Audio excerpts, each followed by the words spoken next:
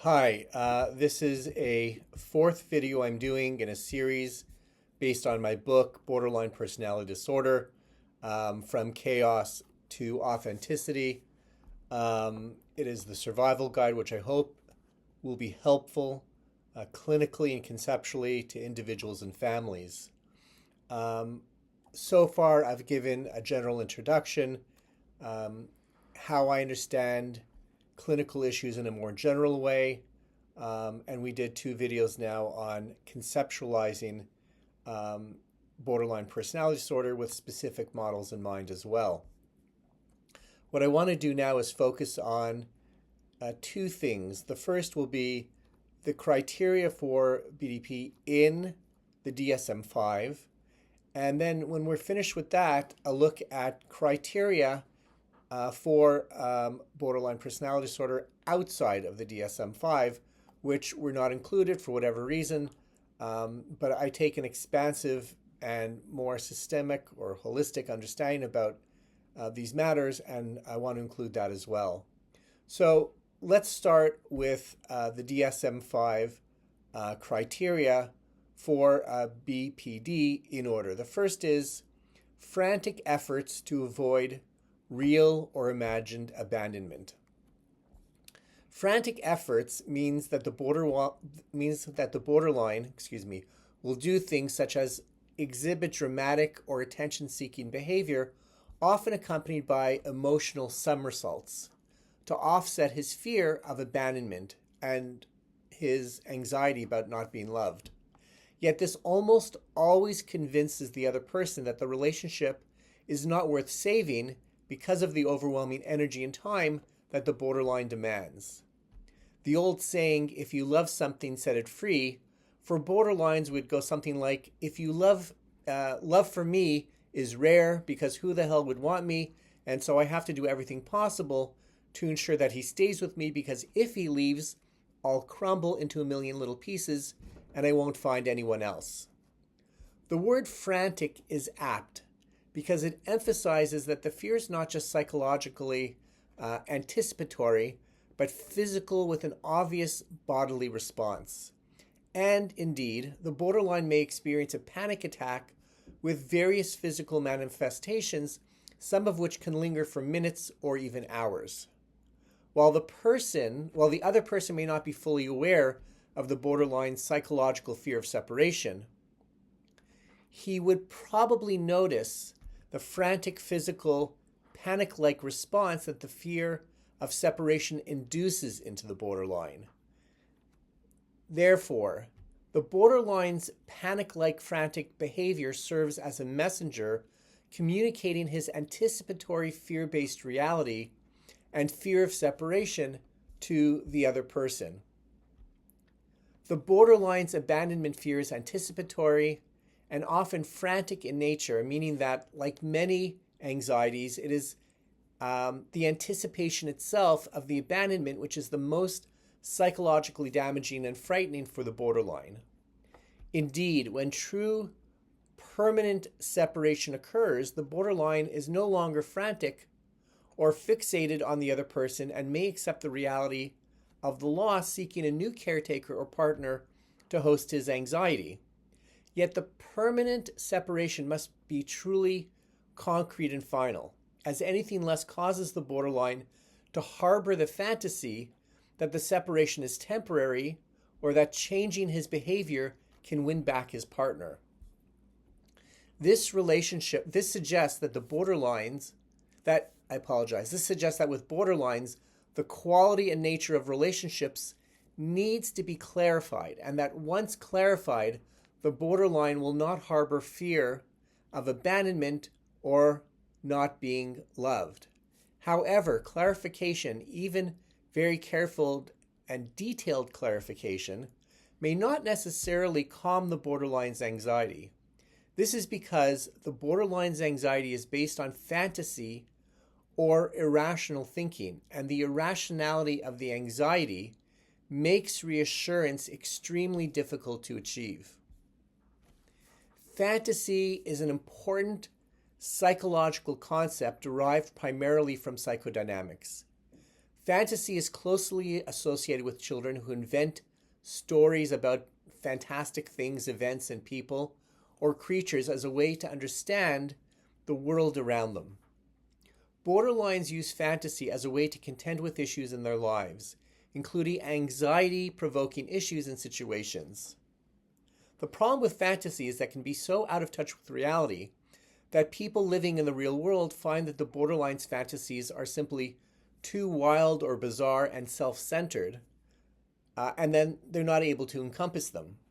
Healthy adults harbor fantasies about power, wealth, love, and much else. But unhealthy adults harbor fantasies as an everyday coping mechanism against overwhelming fear and anxiety.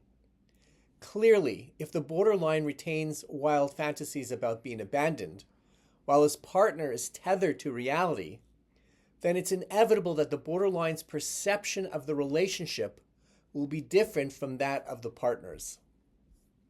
The most enigmatic element of all this is that the frantic efforts to avoid abandonment may be most serious not with long-term stable relationships, but rather with transient, less important relationships. One can understand a child feeling separation anxiety from a parent or immediate caregiver, but it would be very unusual and bizarre for a child to have separation anxiety from an uncle who he sees only occasionally at family events. Similarly, frantic efforts of losing a boyfriend because of BPD seems to make clinical sense, but why would the borderline have similar frantic fears of abandonment in transient relationships? The answer seems to be that the borderline cannot adequately distinguish between relationships which are healthy, meaningful, and long-lasting, and those relationships that are unhealthy, unimportant, and short-term because of their abandonment issues. And that's the second part of the first criteria, which I want to talk about now, and that is abandonment itself. Frantic efforts to avoid real or imagined abandonment suggest that BPD can be partly conceptualized as an attachment disorder with strong similarities to separation anxiety disorder. In separation anxiety disorder, the first criteria is recurrent and excessive distress when separation from home or major attachment figure occurs or is anticipated. This is very similar to the first criteria of BPD.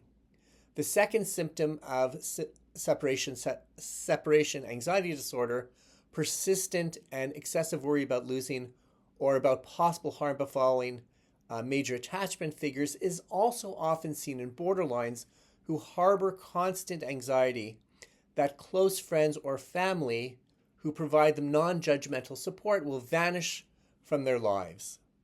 The next symptom of separation anxiety disorder, persistent and excessive worry that an untoward event will lead to separation and excessive worry. The next symptom of separation anxiety disorder, persistent and excessive worry that an untoward event will lead to separation from a major attachment figure, is also similar to fantasies that borderlines harbor about losing a close attachment figure. Additionally, the next two symptoms of separation anxiety reflect a child's unhealthy need to be physically close to a supportive caretaker, even when going to sleep, for example, or going about their daily activities. These also reflect aspects of BPD. Children with separation anxiety disorder often present with repeated physical complaints, and borderlines also tend to present with somatic issues, that is, physical complaints that cannot be explained through medical examination, including gastrointestinal issues, headaches, fatigue, and general aches and pains. Lastly, some children with separation anxiety disorder have difficulty with object permanence. That is, the understanding that objects and people still exist even when you can't see them. And the borderline may similarly become frantic if he does not have immediate proof that his caretaker or partner has abandoned him. While a healthy child learns that short periods of separation are not damaging and longer periods of separation can be quite enjoyable without the constant supervision from a caretaker, the borderline finds any amount of separation intolerably stressful and seems unable to understand that separation is healthy and can even strengthen the foundation of a normal relationship. The difference between separation anxiety and borderline personality disorder is that the borderline's fear is not developmentally inappropriate, but rather irrational, and the borderline's fear is not that the other person or the caretaker will suffer fear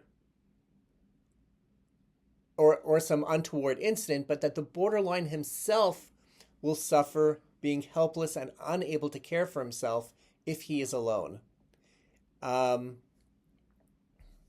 borderline may resort to behaviors and tactics that seem childlike to prohibit someone from leaving him, which often reflects a deep and psychological need to be physically cared for and emotionally loved. There is nothing wrong with the need to be loved for and cared for, but with borderlines, the fear is that once abandoned, he will be emotionally distraught and physically unable to cope to the point that he may prefer self-harm or even death to being alone. The borderline may also interpret seemingly benign behaviors as indications of abandonment, which of course reinforces the borderline's underlying fear that further causes the other person to doubt the integrity of the relationship. Imagined fears of abandonment for the borderline not only destroy the integrity of his relationship with his partner, but also undermine the borderline's ability to enjoy the relationship with his partner when it is strong and healthy. The borderline may be viewed as shallow, not wanting to be alone, when in fact the distress intolerance of being alone is a profound fear that affects the very psychological structure of the borderline sense of self. For the borderline, abandonment of being alone inherently suggests that he has misbehaved or has committed a wrongdoing of some kind, causing him to feel a profound sense of guilt and even self-hatred. The frantic efforts to avoid abandonment, that is attachment pathology, help explain why borderlines often have unstable and intense interpersonal relationships with extremes alternating between love and hate, and that's going to be the next video that we're going to look at.